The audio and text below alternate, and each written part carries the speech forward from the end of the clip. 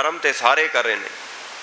कर्म इस तरह किए गए जिस तरह मेरे हाथ दे विच एक बीज है, मैं वो बीज बीजिया, सवेरे बीजिया तो शाम को मैं फिर पुट के वेख्या बई देखा पुंग रहा कि नहीं, फिर पुट के वेख लिया, अगले दिन फिर बो दिता, फिर पुट लिया, फिर बोया, फिर पुटिया, फिर बोया, फिर पुटिया। सारी जिंदगी यही कर्म करते रहे, शक रहा, दुविधा रही। इस दुविधा के चक्कर दे विच जिन्ने जिन्ने कर्म मनुख करता है सब फोकट धर्म अभिनय।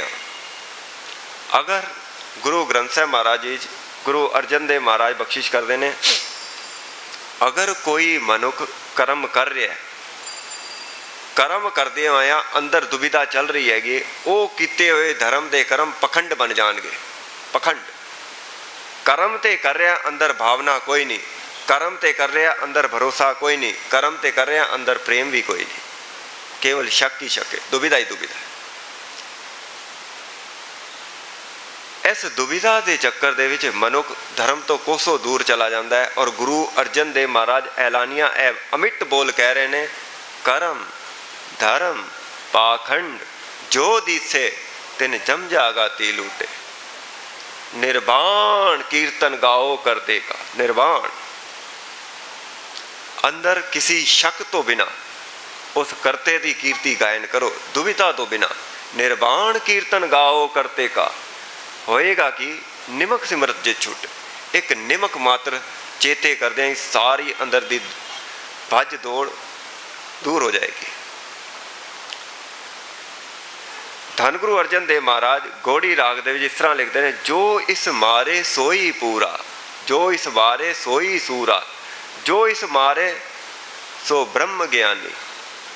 जो इनू मार लेगा अपनी इस दुविधा नू, वो तुरदा फिरदा एक ज्ञानी होएगा। उन्होंने इस गल का तो घट तो घट ज्ञान हो जाएगा कि दुविधा मारे बिना कोई भी कर्म फलीभूत नहीं होना। ऐसे मनुखों के जीवन के जे झांत मारी जाए, इन्हां लई परमात्मा बहुत दूर है। गावे को जापे दिसे दूर, दिखाई दे रहा धर्म के कर्म कर रहे हैं मगर अंदर दुविधा है, इन्हां लई परमात्मा बहुत दूर है, बहुत दूर। गावे को वेखे हादरा दूर।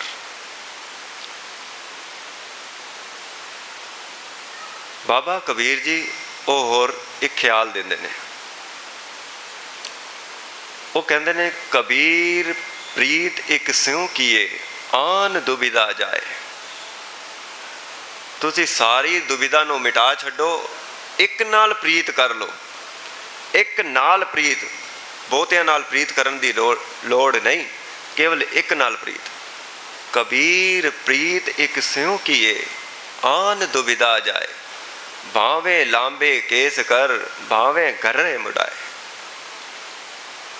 तुहाडे मन दे विच यह पंक्ति सुन के कोई शक जाग सकता है, बई यह कह की रहे हैं। ध्यान नाल सुनना, जदों बाबा कबीर जी ने यह बचन उच्चारण किया, उन्हां दे सामने दो तबके बैठे सन। बाबा कबीर जी के सामने दो तबके, दो फिरके। एक वो सन जिन्हां नूं कहा जांदा सी जोगी।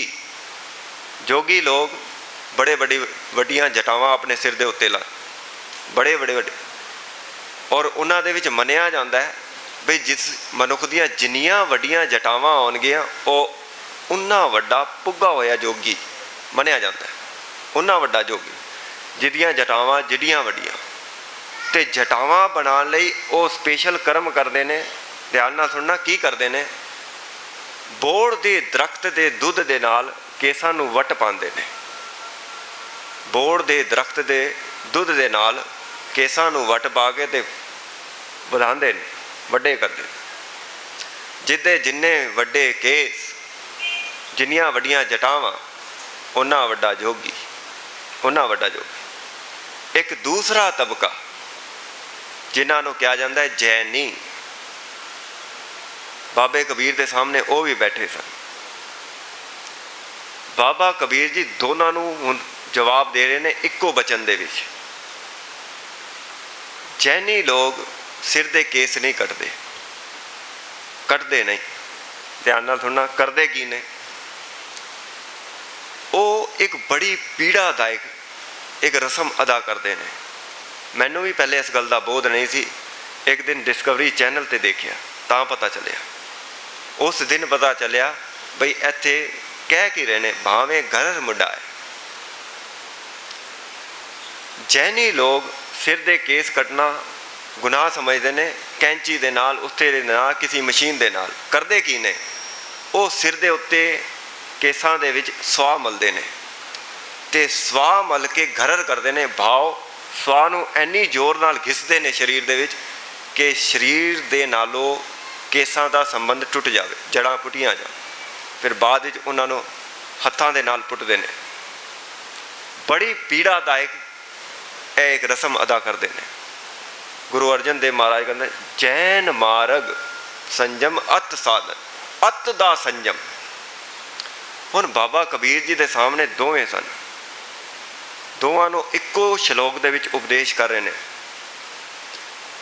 ਬਾਬਾ ਕਬੀਰ ਜੀ ਕਹਿ ਰਹੇ ਨੇ, ਇਹ ਮਨੁੱਖ, ਜੇ ਤੇਰੇ ਅੰਦਰ ਇੱਕ ਦੇ ਨਾਲ ਪ੍ਰੀਤ ਕੋਈ ਨਹੀਂ ਨਾ, ਇੱਕ ਦੇ ਨਾਲ ਪ੍ਰੇਮ ਕੋਈ ਨਹੀਂ ਤੇਰੇ ਅੰਦਰ, ਇੱਕ ਦੇ ਉੱਤੇ ਭਰੋਸਾ ਕੋਈ ਨਹੀਂ ਤੇਰੇ ਅੰਦਰ, ਤਾਂ ਫਿਰ ਸੁਣ।